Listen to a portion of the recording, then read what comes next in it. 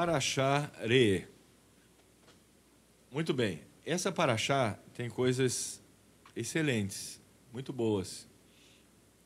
E eu queria começar a leitura com Devarim 11. Vamos acompanhar. 26. Diz assim: Veja que ponho diante de vós, hoje, a bênção e a maldição. A bênção se obedecerdes aos mandamentos do Eterno, vosso Deus, que eu vos ordeno hoje. E a maldição, se não obedecerdes aos mandamentos do Eterno, vosso Deus, e vos desviardes do caminho que eu vos ordeno hoje, para seguirdes outros deuses que não conhecestes. Muito bem. Existe aqui, então, o conceito da bênção e da maldição. Só que existe um ponto aqui que nós devemos trazer a atenção de todos.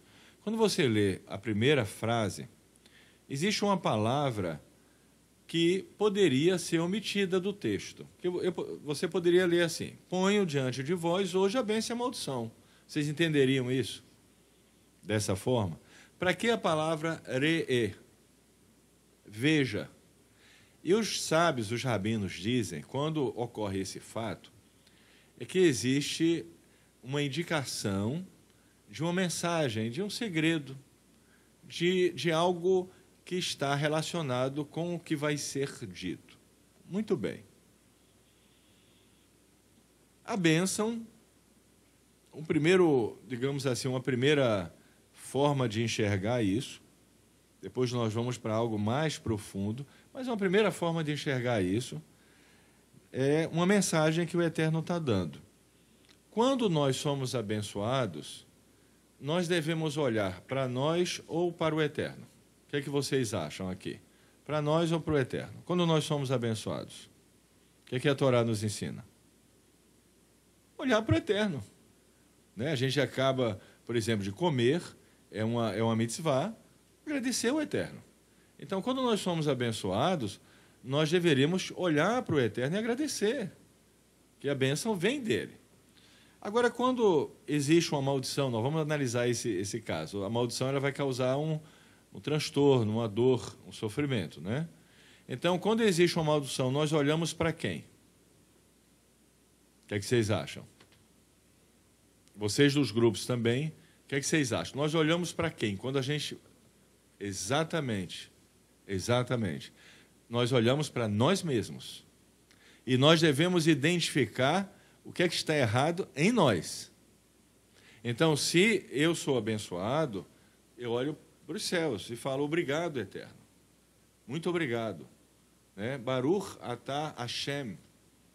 A brahá que a gente faz, agradecendo. Eloqueinu melech haolam. Agora, se as coisas estão indo mal, eu olho para mim mesmo, você olha para você mesmo, e vamos identificar o que está errado dentro de nós. Se nós mudarmos essa ordem, nós temos problemas. Se, quando nós somos abençoados, nós olhamos para nós mesmos, orgulho e arrogância. Atribuímos a nós o mérito de todas as bênçãos, esquecemos que fomos ajudados. Se na hora da maldição olhamos para o Eterno, perigoso. Começamos a culpar a providência divina como se nós fôssemos vítimas. Então é preciso manter essa ordem, a ordem correta. Se eu sou abençoado, olho para o Eterno, agradeço. Se existe uma maldição, olho para dentro de mim e vejo o que é necessário corrigir dentro de mim, dentro de você, dentro de cada um de nós. Esse é o primeiro ponto. O que é uma bênção? A bênção, ela inclui, isso é a bênção no sentido pleno, você ser bem-sucedido aqui, mas não só aqui, e no julgamento que nós vamos passar no mundo vindouro. Então, se você fala, eu fui abençoado, ora, essa bênção tem que incluir um aspecto do mundo físico e um aspecto do mundo vindouro. Sendo que o aspecto relacionado ao mundo vindouro, em termos de importância, é muito mais importante. Porque, nesse aspecto, diz respeito à eternidade, diz respeito à nossa condição, a condição do mundo vindouro, a ser bem-sucedido no tribunal. Tanto que, para que isso ocorra, às vezes, é preciso até que a pessoa, né, venha renunciar. Até a bênção maior que existe, digamos, nessa vida, que é a sua própria vida, a vida do seu corpo. Ou seja, se você está né, sendo forçado a cometer um ato idólatra, ou preferir ser fiel à Torá, o que é que você deve fazer? Ser fiel à Torá. Então, nesse caso, você observa que a bênção que está relacionada ao mundo vindouro prevalece sobre a bênção, qualquer tipo de bênção relacionada ao mundo físico, embora a bênção ocupe esses dois espaços. Agora vamos trabalhar em algo mais profundo. Vamos aprofundar um pouco o tema. Existe maldição? Porque em Bereshit Rabá 51:3 diz: nenhum mal é emitido de cima. Veja bem, se nenhum mal é emitido de cima, como é que existe, entre aspas, maldição? Existe, obviamente, aqui nós temos que trazer algo mais profundo que vai encaixar tudo isso. Não é uma contradição, mas existe um entendimento mais profundo que as duas coisas vão se juntar. Eu queria que vocês já pensassem sobre isso e meditassem, e nós vamos falando e você vai captando isso. Bem, o que existe? Na verdade, o que existe, gente, é a bênção, porque o desejo primordial do Eterno é abençoar. Agora, existe um outro problema que ocorre no mundo físico, e um problema extremamente complicado e sério, é que existe recipiente que, em razão de um comportamento muito diferente do que é a vontade do Eterno, esses recipientes eles ficam bloqueados. Então, se a bênção chegasse, não entraria neles, porque o comportamento contraditório com a vontade divina, ou seja, agindo contrário à Torá, faz com que esses recipientes criem uma espécie de cascas, né, aquele pá, e eles ficam bloqueados. Mas o Eterno quer abençoar. O que é que ele faz, então? Ele ainda assim quer abençoar as pessoas, mas tem recipientes que estão bloqueados. Então, o que é que ele faz? Ele fala: eu coloco diante de vocês a bênção e a maldição.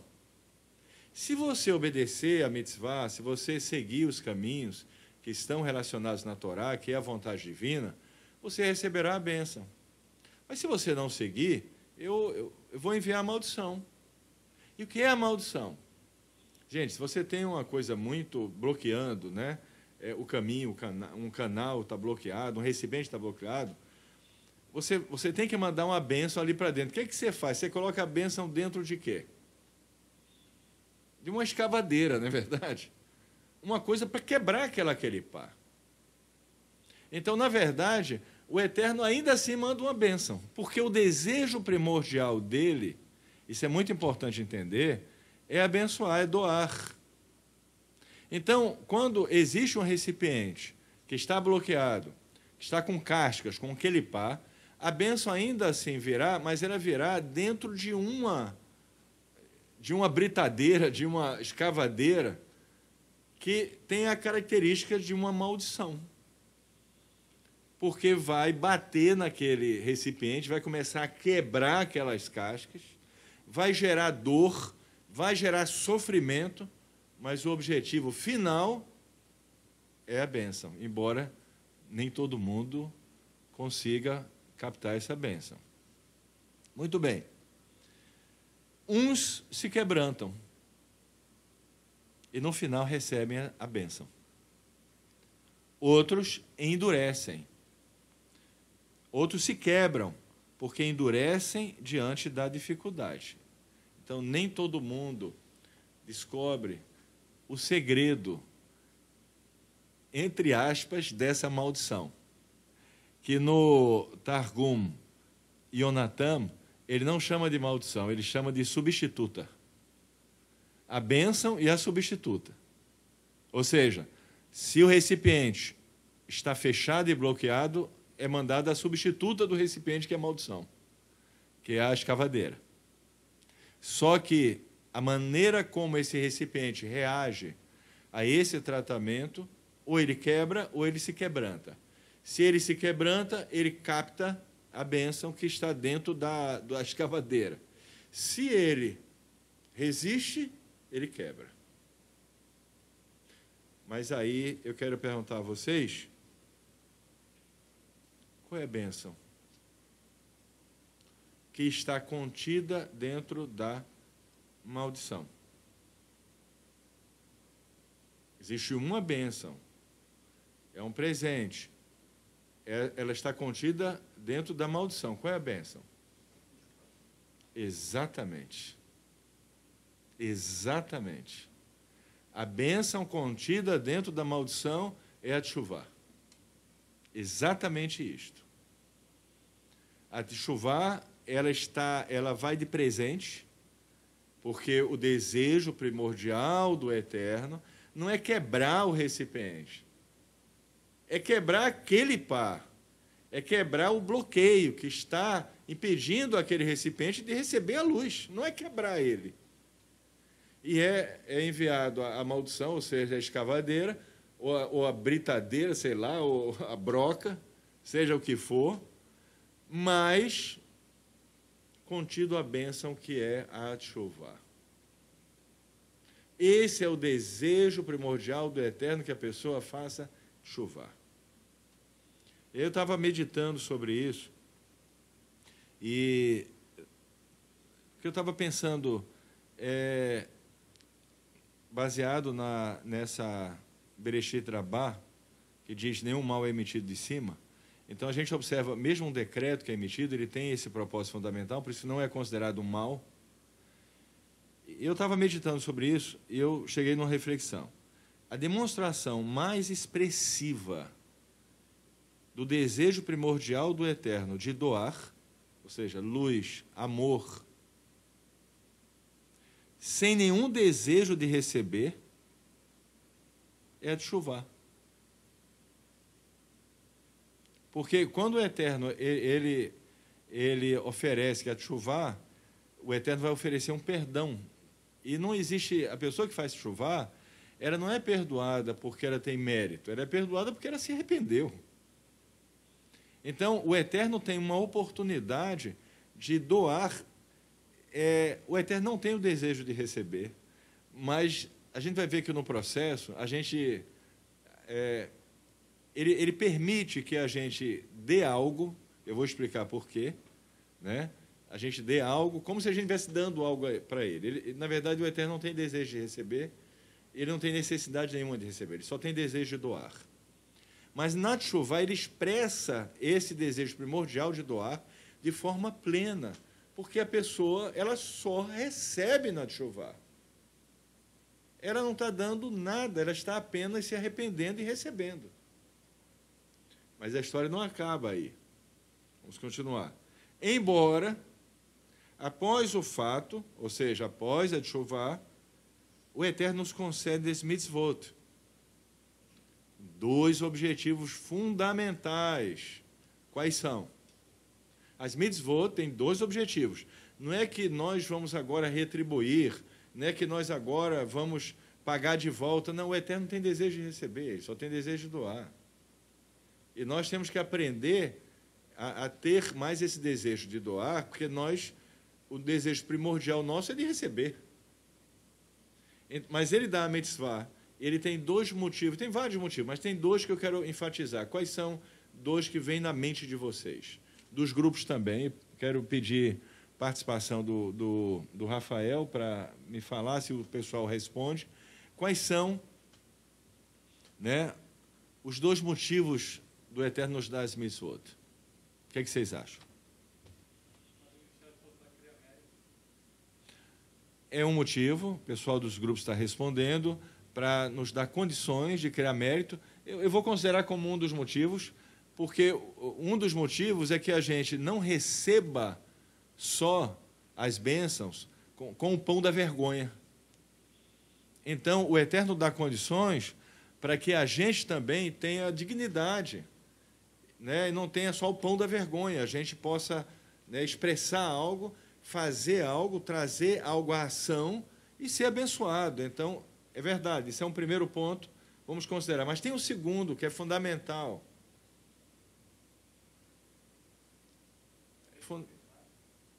Retificação é importante, mas ainda não é o segundo. Nos conectar com o Eterno está relacionado. Ora, trazer luz para esse mundo, está tudo bom. Vamos agora concluir. Ora, se um recipiente estava bloqueado e foi enviado, e houve um decreto, que ele estava descumprindo a Torá, as mitzvot, e veio a maldição, contido dentro dela uma bênção que é de chuvar. A pessoa se quebrantou, desbloqueou. Então, para que vai servir a mitzvah depois? Para manter esse canal desbloqueado, para que não se crie novas cascas, novas keripot, e para que ele continue conectado com a Kadosh Baruch Hu.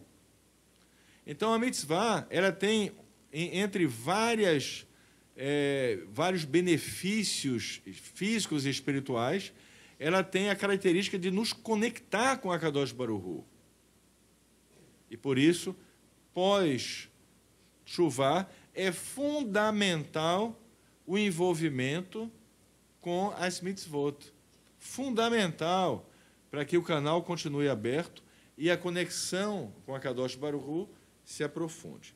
Muito bem, agora eu queria ler uma coisa com vocês, que está num livro, que é A Bondade de Avraham, do rabino Avraham Rachamovitz, sobre esse assunto na página 439. Se você tem o livro, você pode abrir nessa página. Ele diz o seguinte: não existe obstáculo algum no mundo que possa impedir a chuva. E assim como a sabedoria em locais altos e elevados, também o homem que se arrepende de seus pecados atinge uma posição eminente. Portanto, pecadores que se arrependem podem entrar aonde mesmo os tzadikim, os perfeitamente justos, não são admitidos. Certamente, o sagrado aceita cada pecador que se volta para ele.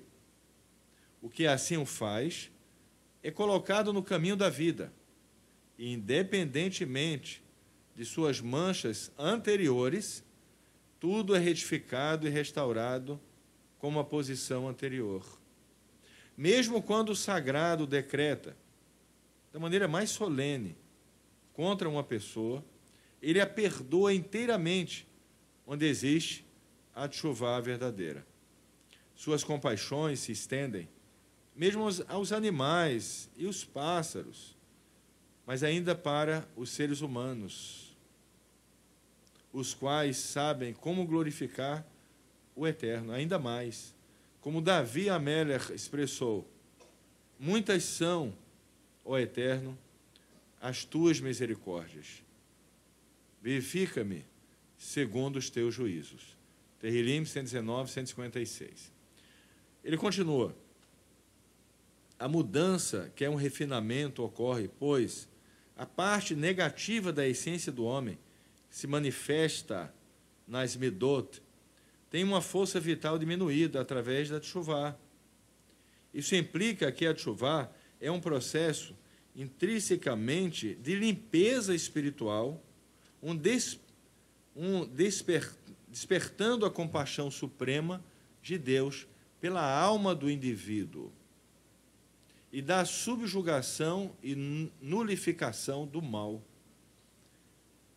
E ele continua, um pouco mais na frente. Isso é muito importante, pois as manchas dos pecados obstruem a recepção da luz divina, que ilumina a alma, a fim de inculcar na consciência dela as verdades eternas, o que significa a própria iluminação da pessoa, bem como a retificação e redenção do mundo. Então, é muito claro o poder que existe numa teshuvá, que jamais pode ser desprezada, que jamais pode ser, de nenhuma forma desprezada, porque é um ato de extrema bondade divina, de uma expressão muito límpida do amor, da compaixão de Akadosh Baruch Hu. Mas deixando sempre claro que, após fato, é necessário um envolvimento muito grande com a Torá, um envolvimento muito grande com as mitzvot, um envolvimento muito grande com a reza, com a oração, para que esses canais continuem abertos e a nossa conexão até se aperfeiçoe e aumente com relação ao eterno. Agora, existe um outro aspecto. Vejam a bênção em todas as coisas. Então, o Re'ê também tem essa característica, e a conclusão que nós vimos aqui, nós vemos não só naquelas coisas boas, mas nas coisas que não são boas, nós devemos ver a bênção que está contida nesses aspectos. Muito bem, eu queria agora ir um pouquinho para frente. Deixa eu só ler um texto que eu coloquei aqui, que está no livro Anatomia da Alma, de Chaim Kramer, que tem os ensinamentos do Rebbe Nachman de Breslev. E na página 299, tem algo que eu queria ressaltar e ler para vocês, que vai ajudar a gente a entender melhor esses pontos e trazer algo que alimenta nossas almas. Então, 299...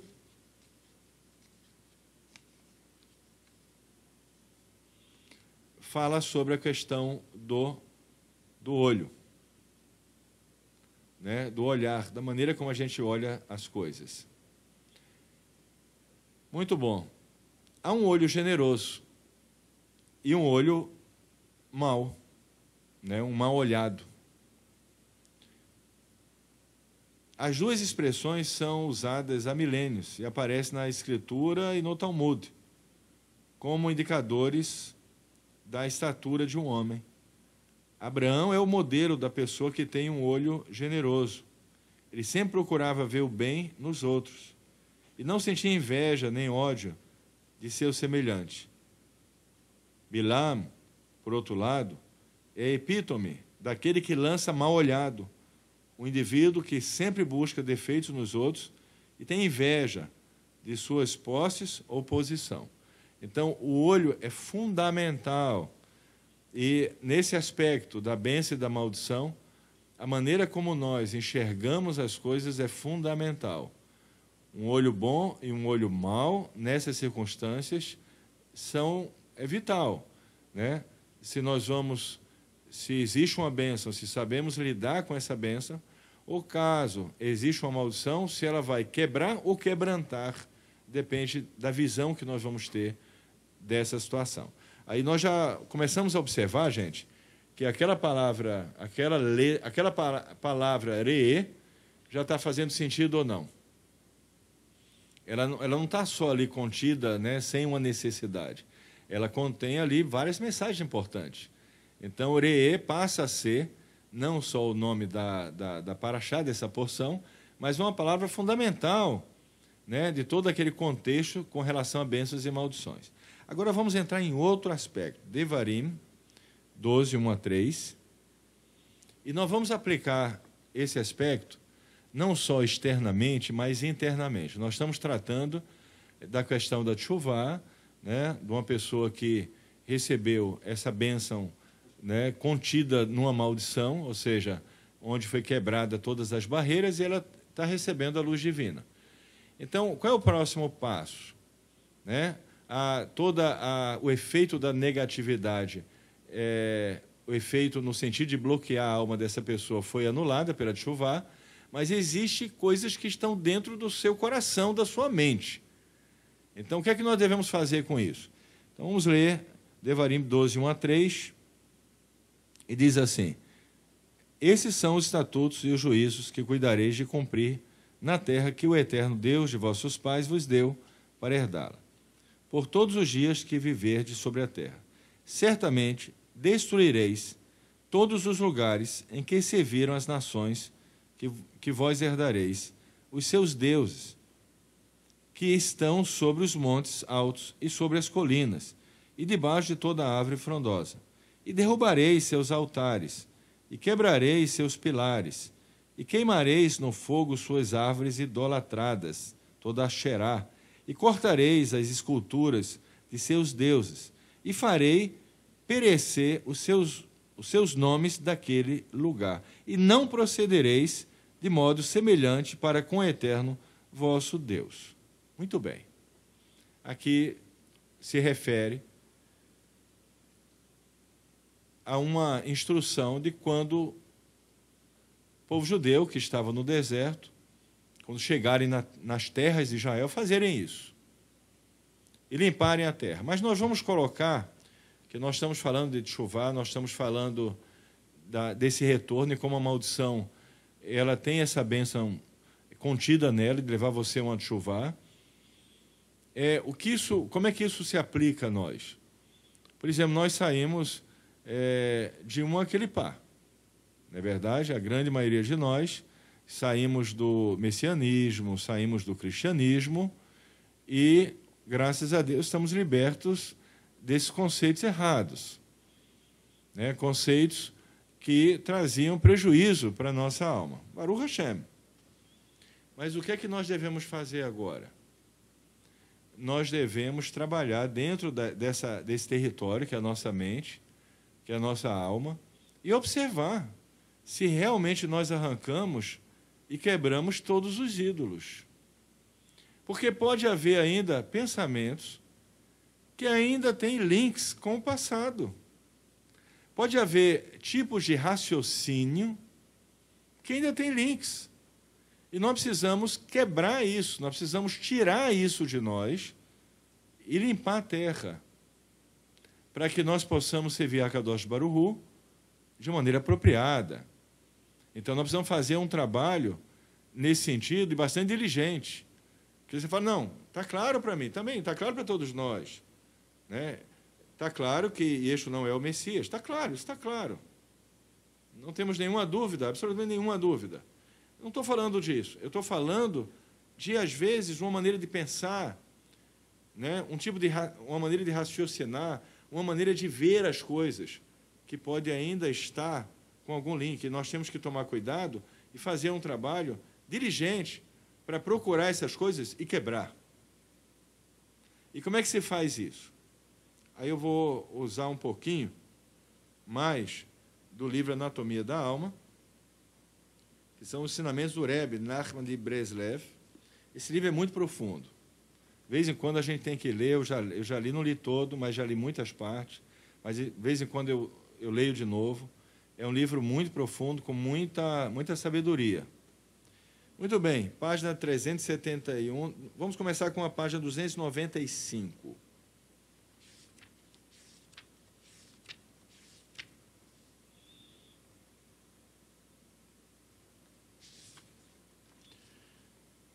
O Rebbe Nachman ensinou Likutei Moharam 13:4.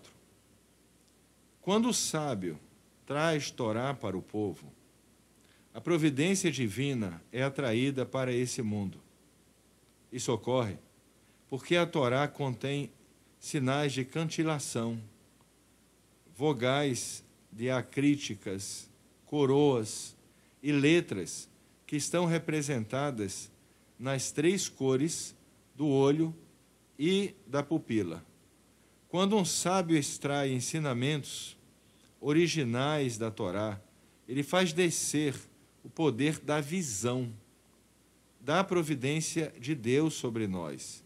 E cada indivíduo, de acordo com seu grau de proximidade da Torá, sente a providência divina, focalizada nele. E então pode focalizar melhor a divindade. O que é que acontece? Nós entramos em contato com o pensamento do Eterno, obviamente, considerando as nossas limitações, numa medida que seja suportável por nós. Essa conexão com essas palavras, com essas letras, até você olhar para a letra, toda essa conexão com o sentido da letra, com a vocalização da letra, com a visualização da letra, isso vai limpando a nossa alma, a nossa mente e clareando a nossa visão. Conjuntamente, eu vou ler um pouquinho mais sobre isso, com a prática das mitzvot, nós estamos, literalmente, quebrando todos os altares de idolatria que estavam no nosso passado.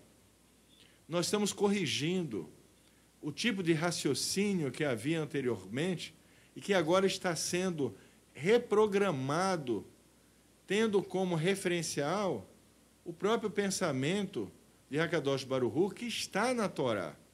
Então, a Torá, ela gera uma reprogramação de pensamentos, de raciocínios, de maneira de enxergar que ocorre dentro da nossa alma.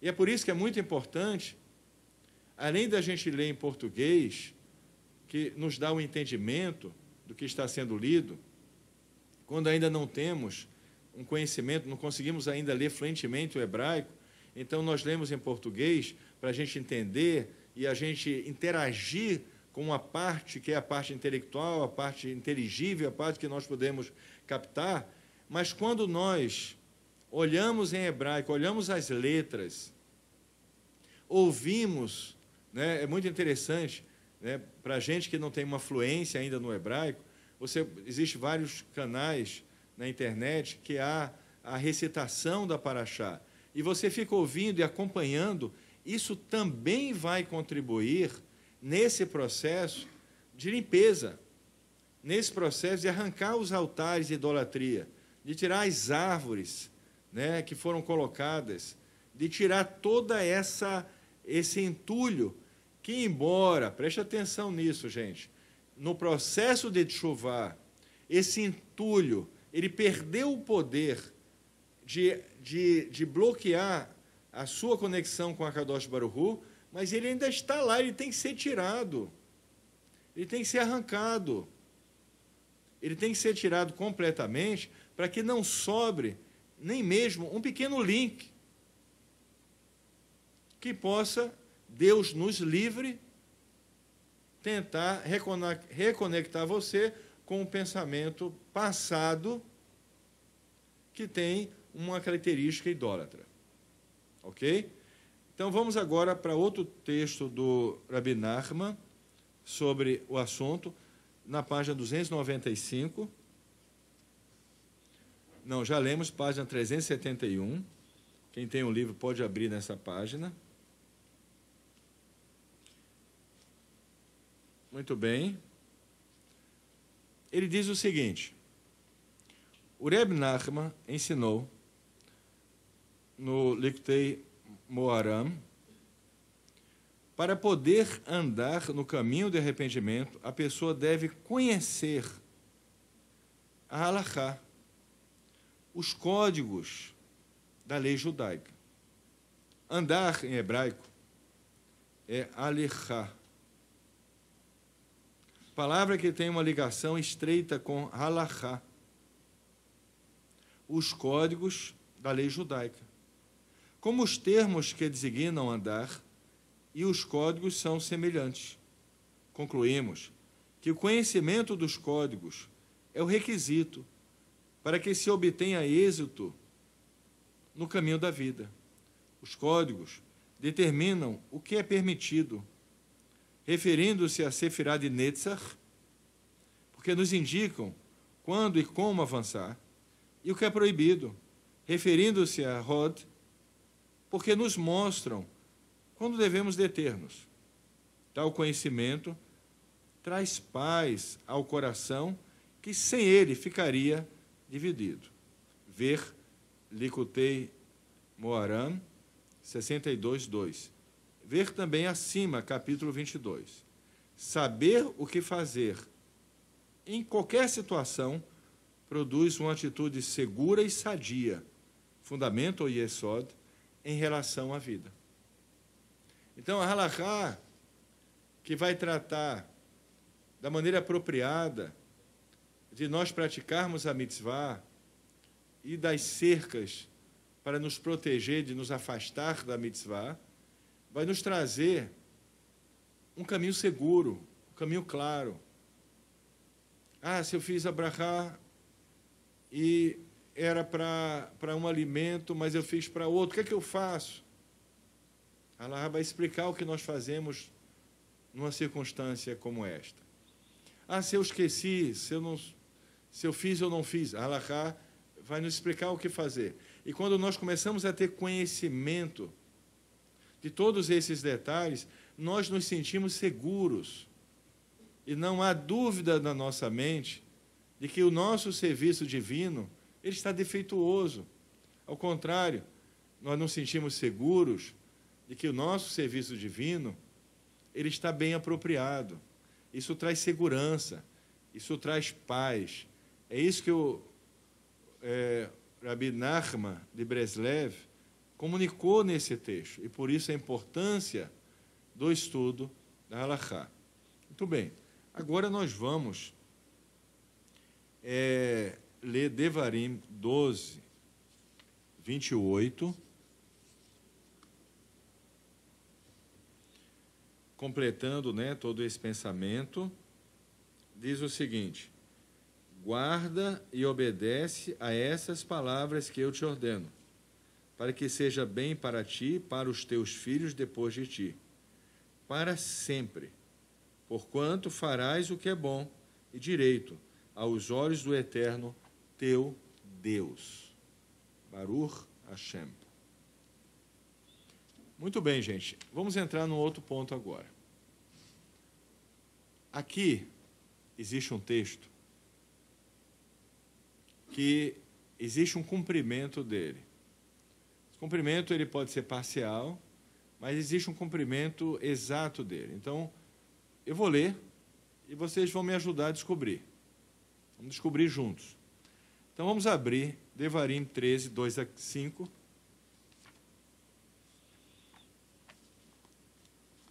Diz o seguinte, preste atenção para a gente captar isso.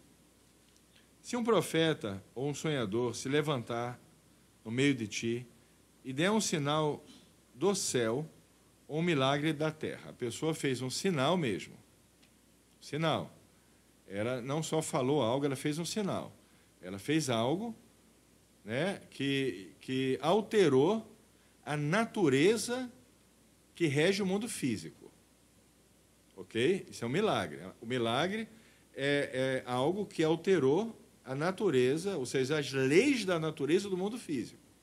Ela criou algo que impressiona as pessoas, Se uma pessoa, ao invés de andar, ela começa a voar, ela alterou a lei da gravidade, que é uma lei física, ninguém sai voando pela rua.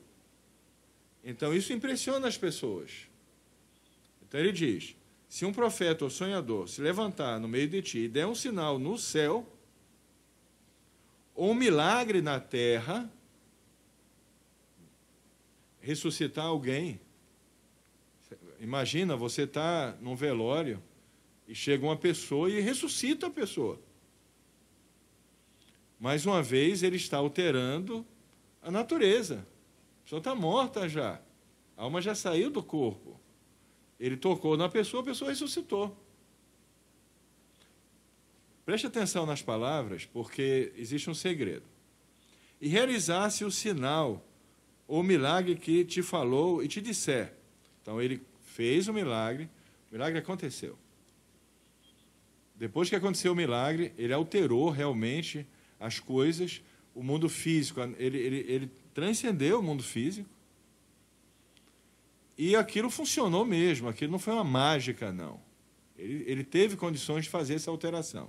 Aí ele diz, e realizasse o sinal, o milagre que te falou e te disser, vamos atrás de outros deuses que não conheceste e sirvamo-los. Não obedecerás às palavras daquele profeta ou daquele sonhador. Gente, no passado, quando nós estávamos dentro do cristianismo, do messianismo, a visão que nós tínhamos de Deus é a mesma que nós temos agora? É a mesma ou não é? Será que no judaísmo se crê que Deus pode ser divisível? Pode dividir ele? É possível, dentro da cultura judaica, isso ou não? Não. Deus é Deus é uno. Na cultura judaica, é cabível que Deus venha se tornar um recipiente. É cabível isso? O que é um recipiente? É algo que recebe, né? Você acha que o Todo-Poderoso, ilimitado, ele pode ser corpóreo, incorporar num corpo humano? Se manifestar num corpo humano? Ser Deus na carne? Deus homem? É possível isso?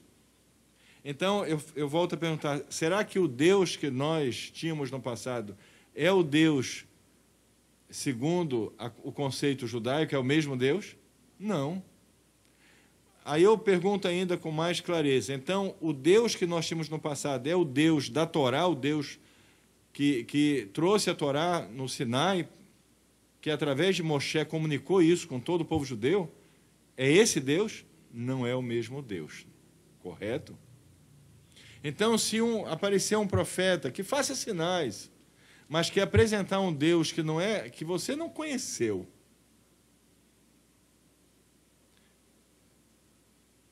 mesmo que ele faça um milagre, vamos ver o que é dito sobre isso. Não obedecerás às palavras daquele profeta ou daquele sonhador, porque o eterno vosso Deus vos está testando.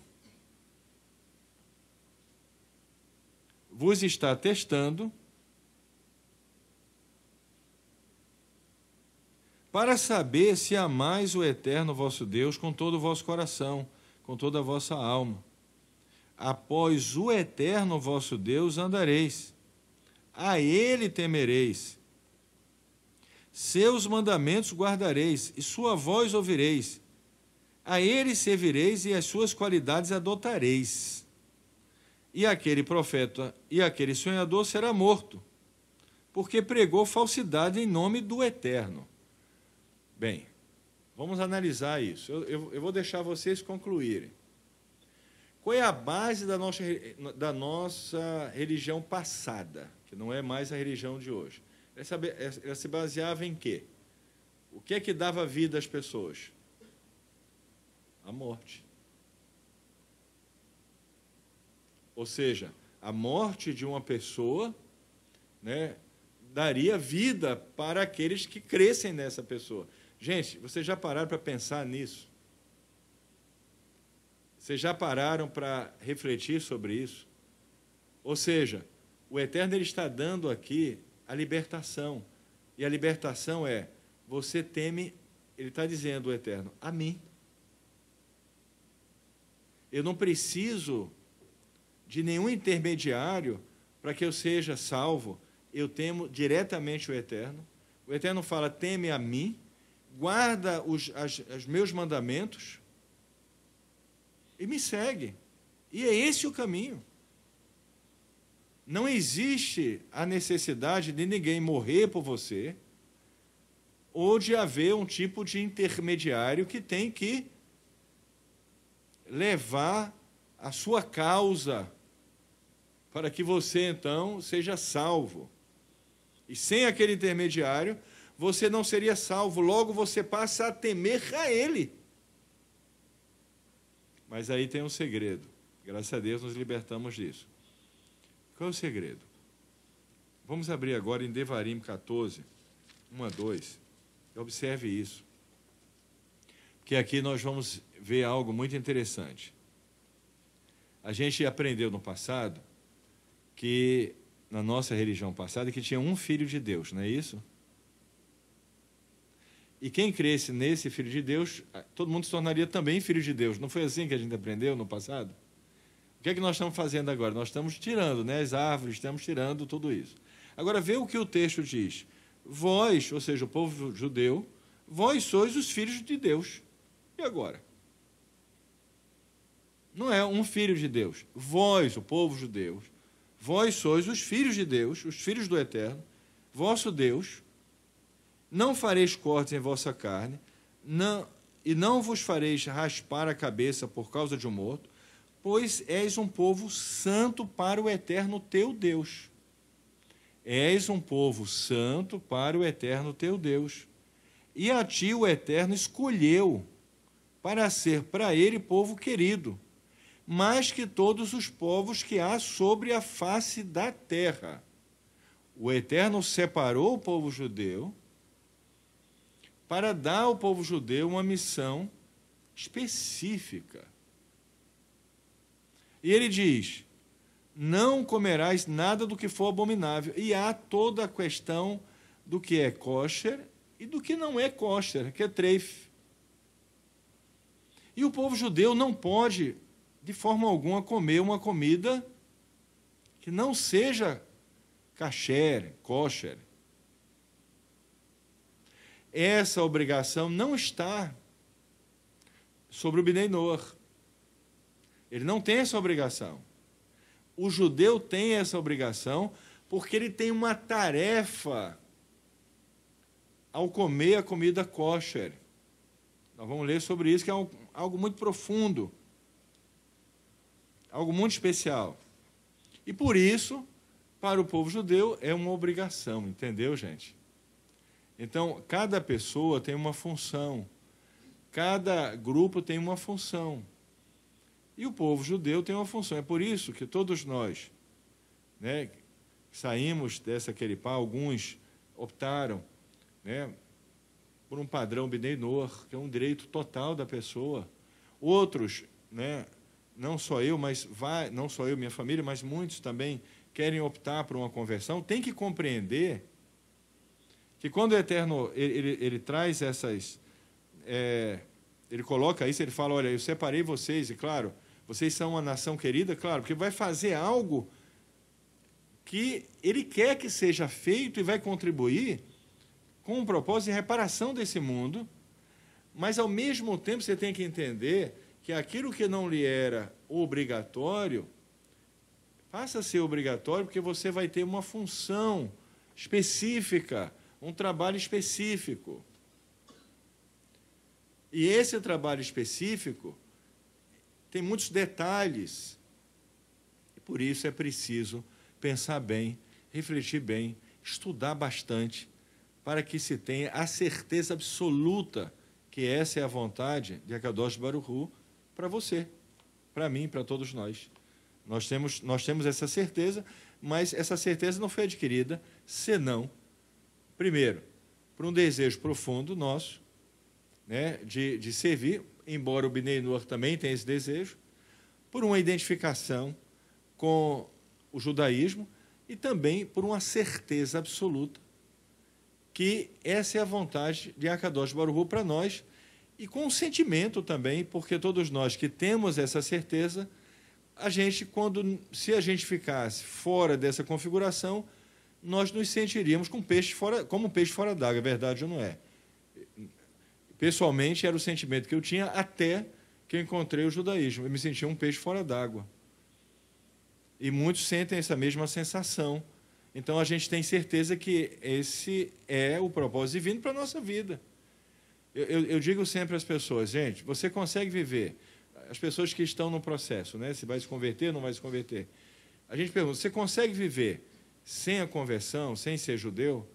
Então, não se converta, seja Bnei Noach, porque talvez seja essa a configuração.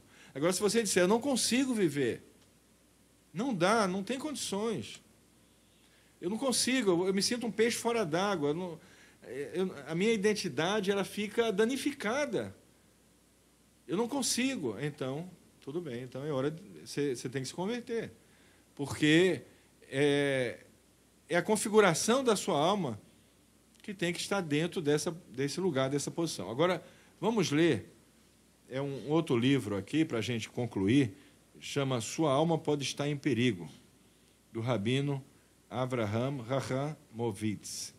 Então, vamos ler, é na página 33. Muito profundo, conceito muito bom para nós, trazendo as questões, assim, os segredos, né, da Torá, no sentido da gente entender, além da saúde, além de tudo isso, o serviço divino num ato que parece ser tão físico, que comer é um ato muito físico, né? Você mantém o seu corpo físico, é gostoso, né? Tem toda uma característica muito ligada ao físico, claro, é óbvio. É prazeroso, né? Existe toda uma... Você observa que no mundo a comida é uma coisa bem destacada, é um dos prazeres, né, mais preferidos, né? Restaurantes, aulas sobre culinária, porque comer é uma coisa dá muito prazer, então é muito explorado no mundo físico. Mas transformar isso em algo espiritual, e isso é algo espiritual, ele diz o seguinte: tem mais alguns problemas. O primeiro deles é que, para um membro do Bnei Israel comer treif, ou seja, uma comida que não é kosher, é uma transgressão. Mas leia, desalinhamento da sua origem espiritual judaica. Por isso que a gente conversou na semana passada. E é muito importante saber isso, né? Se você fala, eu quero seguir todos os preceitos e eu preciso, então você tem a opção da conversão. Mas não se pode e não se deve obrigar ou colocar como obrigação ao Bnei Noach aquilo que é uma obrigação do povo judeu. Então o Bnei Noach, ele não é obrigado a andar com a lista BDK para comer comida, ele não é obrigado a comprar carne kosher. Ele não é obrigado a fazer isso. Isso não é obrigação. Essa obrigação recai sobre o povo judeu, porque existe uma função para isso. É preciso entender isso. Agora vamos continuar. Ele poderia dar eu poderia dar outros exemplos desses desalinhamentos espirituais. Eu estou dando esse exemplo do kosher, porque todo mundo precisa comer todos os dias. Então, é um bom exemplo de usar, porque ele é muito real. É muito forte e constante. O segundo problema é que quando o judeu come treif, comida que não é kosher, ele não está cumprindo o seu papel espiritual, que é o da elevação, juntamente desta sua vitalidade, sua nefesh, para a santidade. Entenda isso bem. Elevação espiritual é o papel espiritual judaico e sua verdadeira herança e função no mundo. Terceiro, assim como está escrito na Torá, esses alimentos não kosher são proibidos para você que é judeu, né, e aqueles que vão se converter. É proibido, pois fazem mal para a sua alma. Fazem mal para a alma de um judeu, dentro da configuração que ele foi colocado, com as funções que ele tem, com as obrigações que ele tem. Além disso, como o nefesh está no sangue, e o sangue é que permite todas as suas ações físicas, etc., mesmo que você cumpra as mitzvot, os mandamentos da Torá, e ainda faça atos meritórios e virtuosos, em seguida, com o poder físico e espiritual que você obteve pelo consumo dessas comidas proibidas, digamos, a sua força vital, nefesh, bem como as fagulhas divinas presas nesse tipo de alimento, não são elevadas, como já explicado. Então, não tem como elevar as centelhas de uma comida que não é kosher. E como o trabalho do judeu é essa elevação, ao não comer uma comida kosher, ele não cumpre o seu papel. Por isso, para ele é obrigatório. Como o Bnei Noach não tem essa função, não tem essa obrigação, para ele não é obrigatório. Como já explicado, enfim, além de você não conseguir realizar essas elevações espirituais, uma função do propósito espiritual da vida judaica, além de você estar em transgressão de acordo com a sua origem espiritual, assim, porque assim você nasceu, ou no caso daqueles que se convertem, né, é um adendo que eu estou colocando entre parênteses, Deus quis que você nascesse nesse grupo. Tem ainda mais outra coisa muito importante, e aí ele vai trazer a questão da transgressão da Torá, especialmente da comida não kosher, trazer manchas na alma de um judeu e começar a criar impedimentos para a luz divina. Então, é muito importante entender isso, para que cada pessoa ela tenha um caminho claro a seguir, senão fica confuso. Entendeu? Fica confuso. Então, existe uma obrigação que foi dada ao povo judeu, porque existe uma função específica para essa obrigação. Então, se o povo judeu precisa cumprir a Torá comendo um alimento que é kosher, e que esse alimento, através desse alimento, pode ser liberado centelhas, né, divinas, de luz, isso vai ajudar para que ele também cumpra outros mitzvot. Então, para ele, é uma obrigação essencial que ele faça isso. Se não foi dado a você esse trabalho, então não lhe é obrigatório, compreendeu? Não lhe é obrigatório, porque você não tem esse trabalho dessa liberação dessas fagulhas. A pessoa poderia comer, mas se ela vai comer, ela vai ter que preparar todo o entorno para que isso aconteça. Porque se você vai comer comida kosher, você vai ter que ter panela separada, você vai ter talher separado, você vai ter copo separado, você vai ter uma cozinha preparada. Então, existe uma coisa puxa a outra. A única coisa assim que eu sei é uma coisa pessoalmente assim, pessoal, não é um conselho que eu vi em algum livro, nada disso. Eu só acho assim, se uma pessoa opta para ter um padrão, digamos, Bnei Noach, e existe alguns alimentos, como o porco, por exemplo, que é um alimento muito proibido, é um alimento muito complicado, porque é um alimento muito até fisicamente perigoso, né? Porque existe um germe no porco, um verme no porco que vai para o cérebro. Então, se a pessoa pode evitar, né, ela não tem a obrigação de comer kosher, mas ela pode evitar o porco. E o crustáceo também é proibido. E se você observar, o que é o crustáceo? Né, o que é que ele come? Ele foi criado para quê? O que é que vocês acham? Para limpeza. Né? Você tem, por exemplo, no mundo físico, você tem o quê? Para limpar? Lacraia, barata. Não é verdade?